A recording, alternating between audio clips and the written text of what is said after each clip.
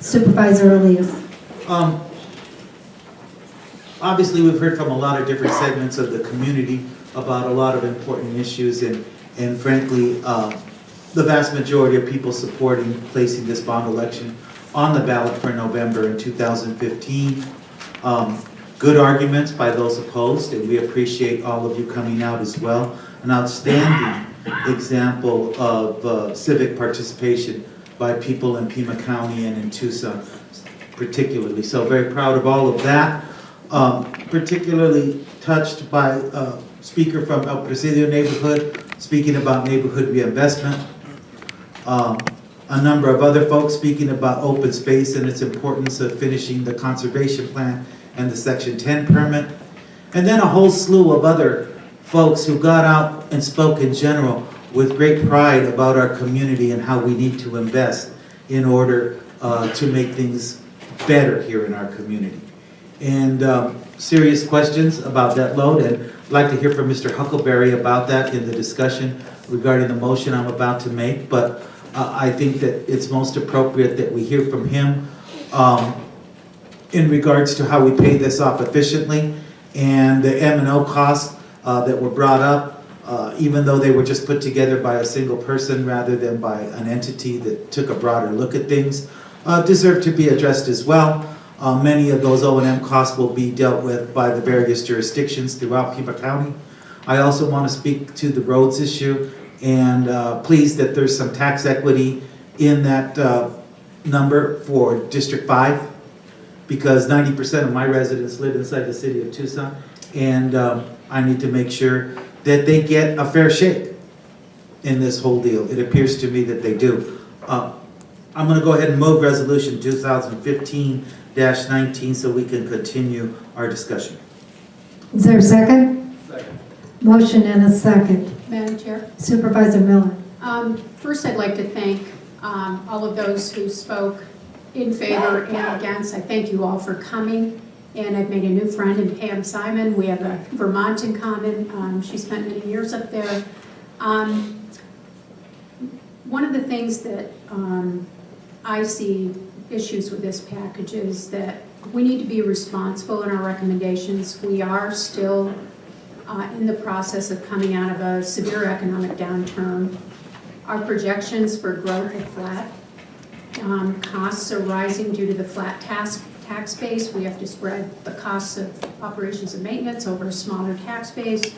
Wastewater is but one example. We're going to be looking again at another increase in wastewater rates because the projections in growth weren't near what we thought they were going to be. We were much more optimistic than we should have been. With increased property taxes, electricity, water, etc. State cost shifts we've been hearing about that we have to absorb $23 million. The potential for our pension contributions having to increase with the new laws coming into place as defined by the Government Accounting Standards Board. We don't quite know yet what the impact of that is going to be. The biggest thing is the flat growth, stagnant wages, etc. And one of the things that stuck out to me was, one of the questions I have for Mr. Huckleberry is, you have all of these packages, and let's just take the roads, for example. We have road repairs of $160 million, and then we have one of the roads for Sonoran Corridor at $30 million, and then a road out at IBM Tech Park U of A Tech Park for $10 million. Is there a specific order in which those projects are going to be done within the packages, or is there a specific order in terms of which packages will be addressed first? That's one concern I have. And what is the time frame over which these projects are going to be built out?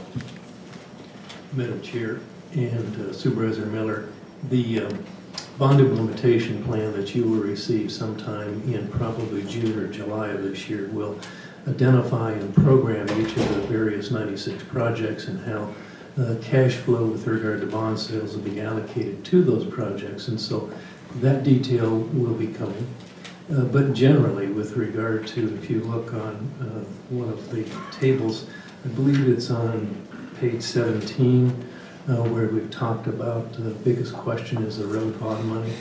It will all be allocated in the first 5 years at about $35 million in the first 2 years and $30 million a year thereafter.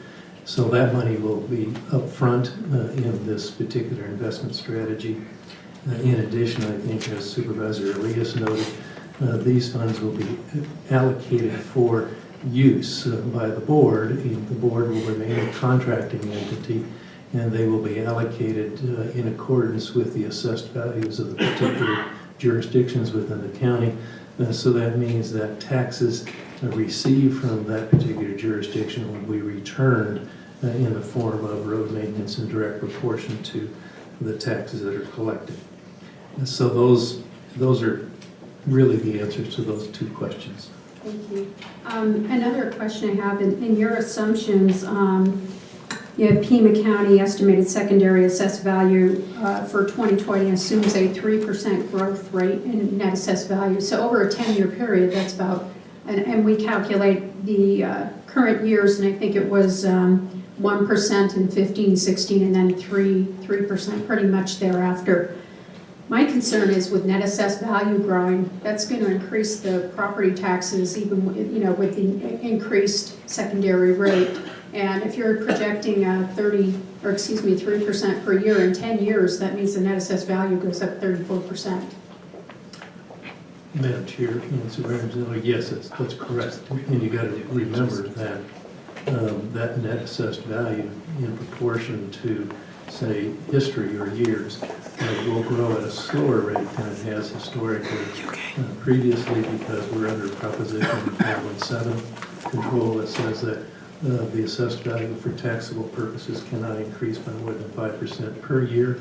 In our estimate with regard to 3% is a pretty long-term historical trend of assessed value, absent we call the anomalies of the mid-2000s. And so historically, when our assessed value grew by about 3% a year to 3.5, that was a fairly solid, sustained economic expansion. And in the early years of this projected on Table 6, we're looking at up to 2020. Really, the assessed value this year is about 1.5% growth, and it's not projected to go above 2% for the next 3 years. And then it begins showing signs of growing greater than 3%, but what we've done is controlled it at 3% to be conservative with regard to our ability to repay the debt. Okay, and then you gave an example of an average $150,000 home will have a secondary increase of $68 for these bonds. What was the rate for interest that you utilized in that calculation? And was that this year's net assessed value? Madam Chair and Supervisor Miller, I believe that was based on estimated sale value interest rates of about 4%. And that's in the calculations. We actually overestimated it slightly from what it really is, but we left the numbers high because it's better to overestimate the tax impact than underestimate it. And so it's those are, again, fairly conservative numbers. $152,000 is actually the average assessed value of an owner-occupied home in Pima County. We use $250,000 because the publicity pamphlet in the statute requires us to also state that value as well, and so that's why you see that number. And the interest rate could go as high as 8% on these bonds, right, as we go into the out years? Yes, Madam Chair, members of the board, in the enabling question, there's two issues that I've addressed in the memorandum, and it's just the art with regard to bond counsel and how they write the questions for waiver authorization. They typically put in maximum limits, and so that 8% is a maximum limit. And the 20-year period for retirement that's written in the question is also a maximum period. We have historically and continue to have a 15-year debt period, and we will pay interest at whatever the market rate is. And the market rate just in the last few years on average, the issuances that we've gone through are 2.78%. The most recent one was less than 2% interest. And so while we think the trend on interest is going to increase in the future. It's not going to escalate rapidly. And so I think our view is that during the life or term of this 12 years of issuance, we will probably see interest rates at no more than about 4 to 5%. Okay, and the one question that came up from one of the individuals who was here, he had calculated out operations and maintenance, which will affect our primary taxes in addition to the secondary. And I was just wondering, do you have an estimate of what the operations and maintenance costs will be to the packet, to the portions of this bond that will be maintained by Pima County? As I recognize some of these will not. Yes, Madam Chair and Supervisor Miller, we will have very distinct and specific operating and maintenance expenses assigned to each project sheet in the bond implementation plan. And I think what's important to understand is that we have stressed to the participating jurisdictions, those jurisdictions that are going to have a new ball field built or a new rec center, that they must commit through their governing board and acknowledge those O&M expenses and agree to budget for those over not only the life of the bonds, but the life of the facility, which is really 25 years. And we'll be asking the board to do the same. And so when those projects come online, we have to make the commitments to O&M because it's not appropriate to build a facility and then simply let it not be maintained. In addition, I think there's another very important component in this, in that in a number of these projects, particularly some of the larger ones, the county will not be, or any jurisdiction, incurring the operating and maintenance expenses. The YMCA was given as an example. The Tucson Museum of Art is another example. We have the Desert Museum, Air and Space Museum, Children's Museum. All of those investments that are capital investments made in publicly owned properties operated by a nonprofit, that nonprofit has agreed to assume the operating and maintenance cost. Mm-hmm. Okay, and I guess you answered it. So that packet, that schedule of all of the projects and when they're laid out, when did you say that was coming in? It is attached to the bond implementation plan and will be before the board in either late June or early July of this year. Okay, And much of that information is kind of available. A lot of the draft project sheets, if you go through them, will have those things listed. And now we go back and reconfirm with the participating jurisdictions and even our own staff, if what the bond committee has approved gets built, exactly what are the O&M implications and costs, and that will be included in this implementation plan. okay. And I guess finally, on the open space purchases, when you calculate the net assessed value, did you consider that $100 million will be coming off the tax roll when those lands are acquired, that's going to reduce their net assessed value?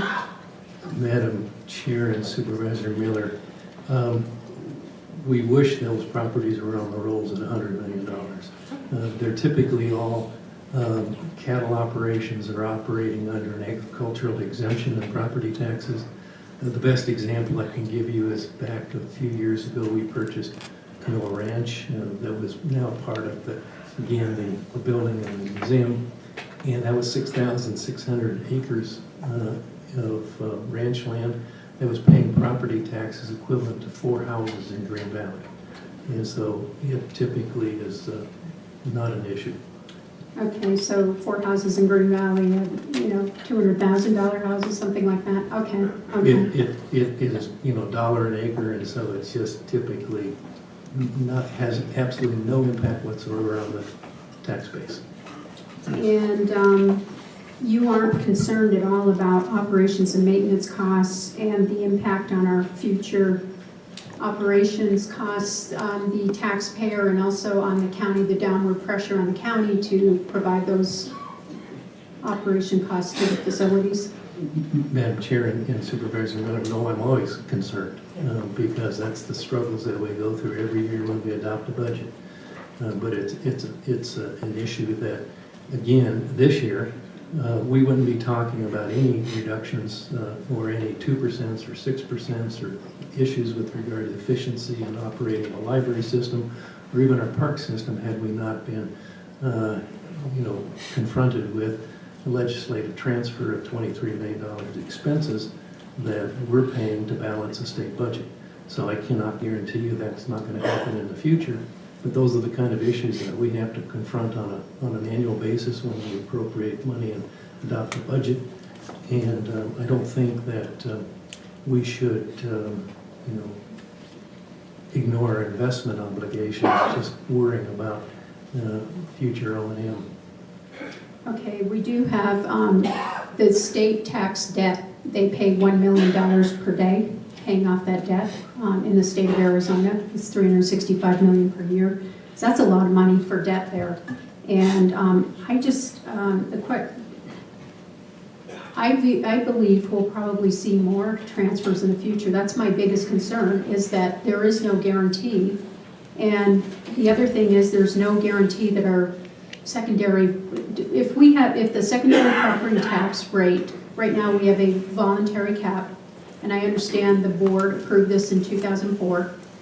If it were to go over that, if there was enough pressure on the secondary rate, was it voted on by the board, or is it up to the board? Yes, Madam Chair and Supervisor Miller, embedded in the bond implementation plan will be a paragraph or two in code that says, here is the rate that the board pledges to maintain. Now, that is then the voluntary pledge of the board. It is an item that historically we have met every year, and I don't think we have any plan on exceeding it. But it is possible with a vote of the board it could be exceeded, is that correct?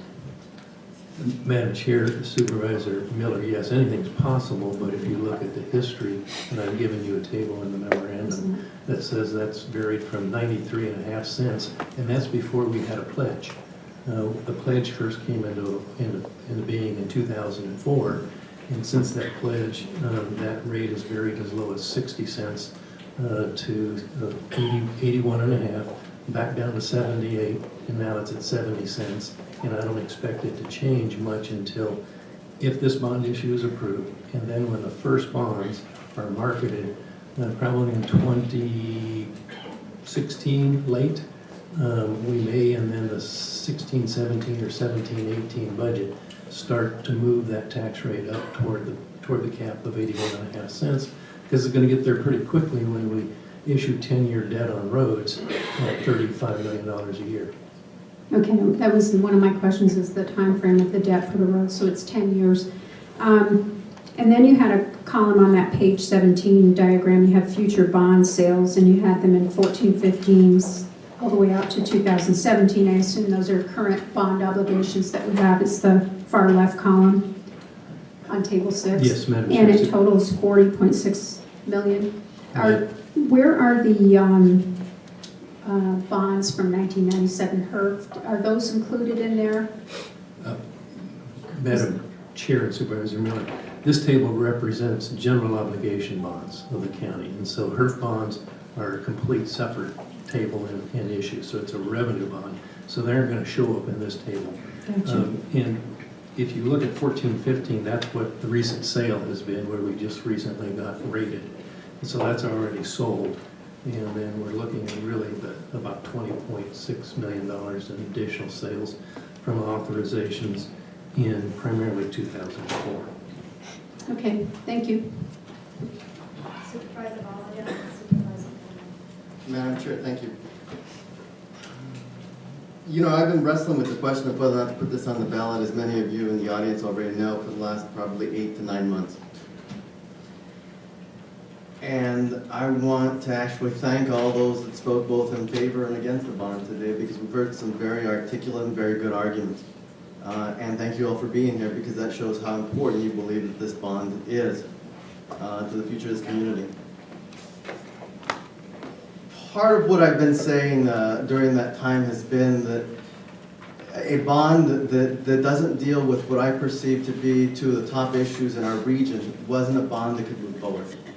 And that was roads and jobs. 2 weeks ago, or 2 meetings ago, I offered staff direction to add roads into this bond package to the tune of, at this point, I follow Mr. Huckleberry's recommendation of $160 million. But part of that also is as Supervisor Leos mentioned before, both he and I have a high percentage of our district that are in incorporated jurisdictions. In my case, obviously, Tucson, South Tucson, Sahuarita. So that we had to make sure that the same rules that prohibited us from being able to spend the $5 million we placed in general fund monies in the Department of Transportation budget over the last 2 years didn't apply. Because frankly, neither of us could support it if that was the case. I'm happy to see the recommendations, and frankly, part of what we had insisted during that staff direction is that the financing made sense. And what I mean by that is, when you buy a car, you finance it for a period of 5 years. Well, you don't want to have the car all used up and have to buy a second car. Meanwhile, you're paying off the first. So it was important to me, and I believe many members of this board, that the debt period for those road maintenance also coincided with the life of the road. Now, let me say that again because it's going to be misconstrued over and over during the discussions. The life of the debt will be shorter than the life of the repairs that are being made with those monies. That is very important to me. I think that part of the decision that we have today is the vision that we all have for this community. And I think you've heard us allude to the fact that the state legislature cost shifts now is about $106 million. The primary levy, that's the total that we collect in property taxes, is a little over $300 million. So over a third, or about a third, of our primary property tax levy is not being decided by any of you here, is not being decided by anybody in Pima County. It's being decided in Phoenix.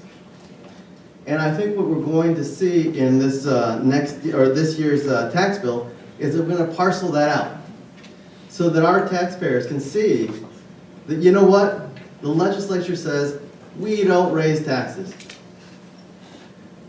Well, I'll tell you what, when you force everyone else to give you part of what they raise for their jurisdictions, for their community, yes, you do, and that's going to become apparent. But the truth is, as I think about it a little more, who should decide the vision for this community? Should it be over on West Washington, or should it be here at 130 West Congress, Tucson, Arizona?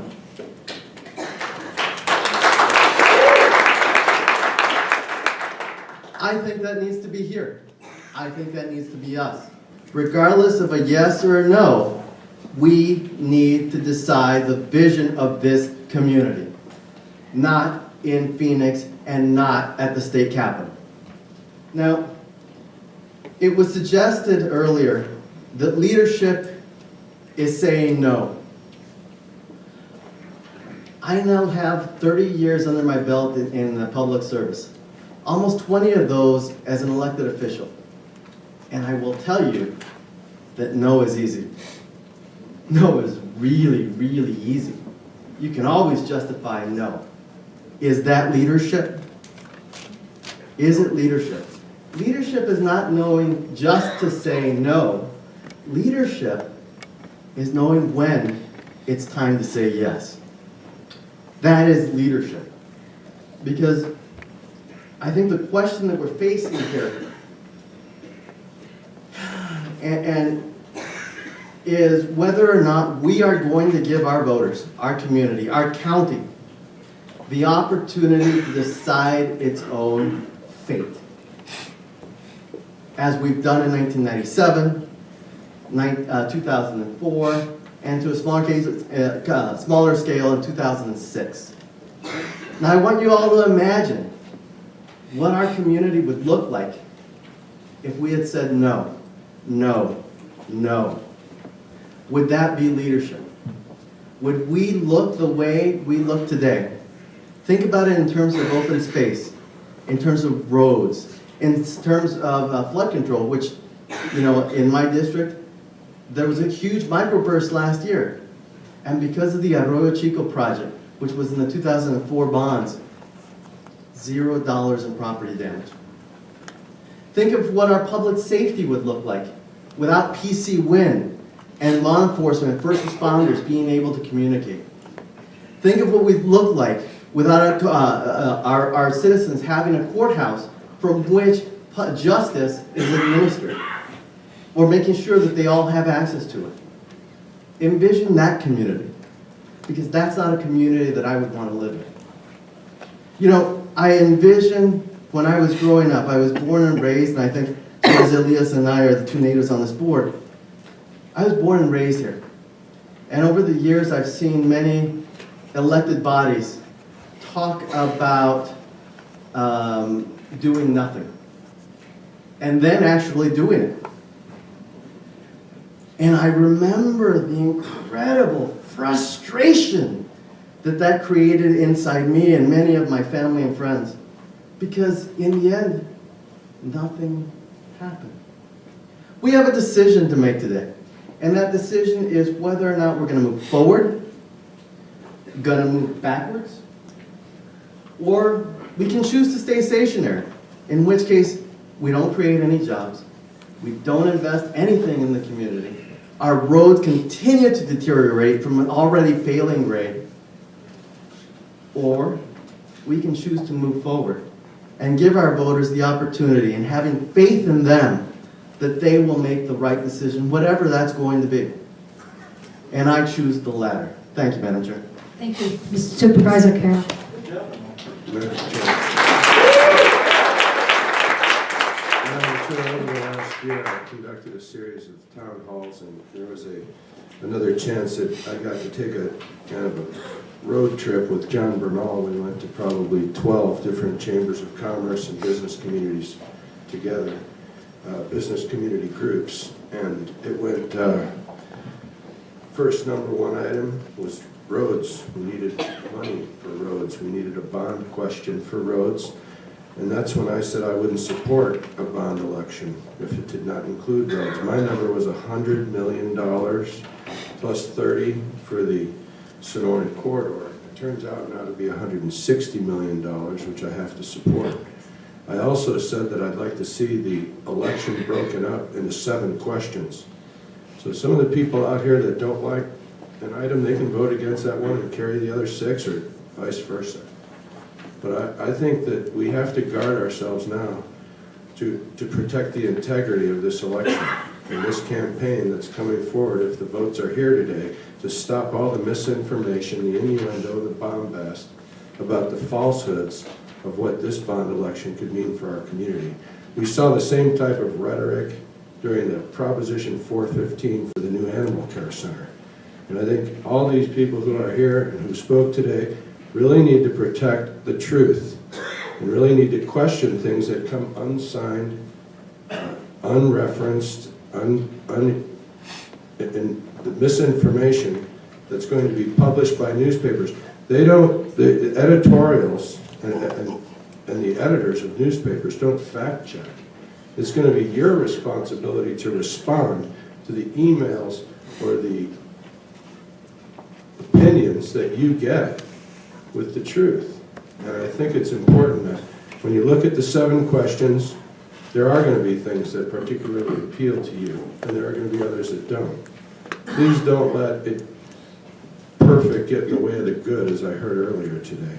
Make sure you make choices that are best for our community, and remember that all of the business leaders, the community leaders that were here today, I hope will stand firm with also protecting the truth of this campaign. I think that there's been, over the years, too much misinformation unchecked, but at the same time, you have now the responsibility, if you're asking for us to put this ballot measure forward, to help protect the truth, the integrity of this bond election, and I ask you to do that. Thank you. Thank you. don't have a motion on the floor, Supervisor Elias. Okay, we do. Oh, we do? Yeah, I just want, could I make one more comment? You Sure. wanna talk? No, Chairman. go ahead. I was just gonna say, you know, we've heard a lot of really good, valuable information, I believe, from Supervisor Carroll and Supervisor Valadez, and it's important to know that the debt load that we carry affects all of us, and we know it does deep into the future. But we've also done a good job at retiring the debt that we have in front of us, and our audits have turned out clean, excellent. And that's not coming from an auditor that we hired. That's coming from the Auditor General up in Phoenix. So I think that that's indicative of us having good independent review of what we've done with the 2004 bonds in particular. The 97 bonds, quite honestly, we probably could have done a better job. But we have done a better job since that time. And I think it's important to note that.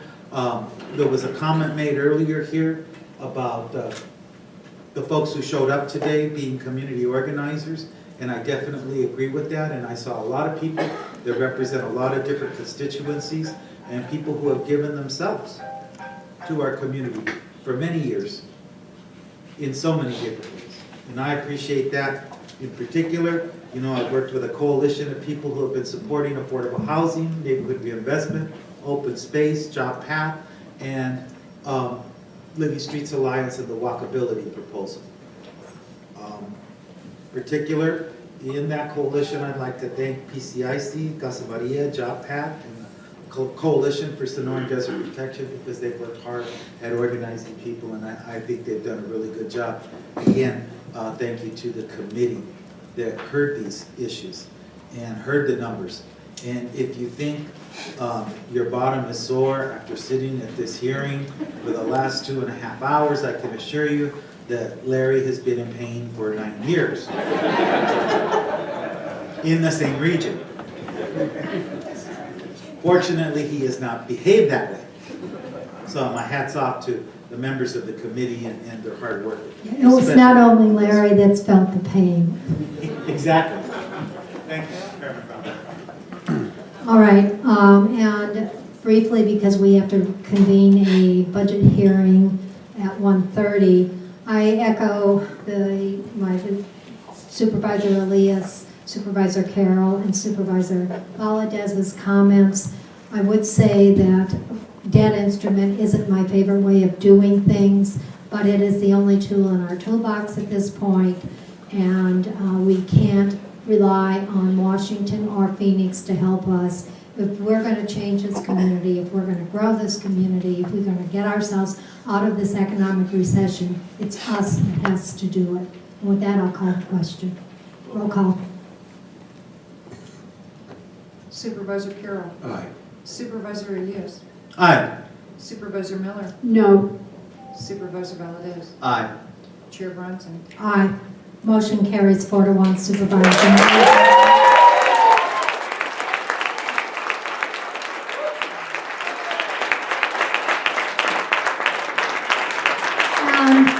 And we are on a time crunch. We do need to have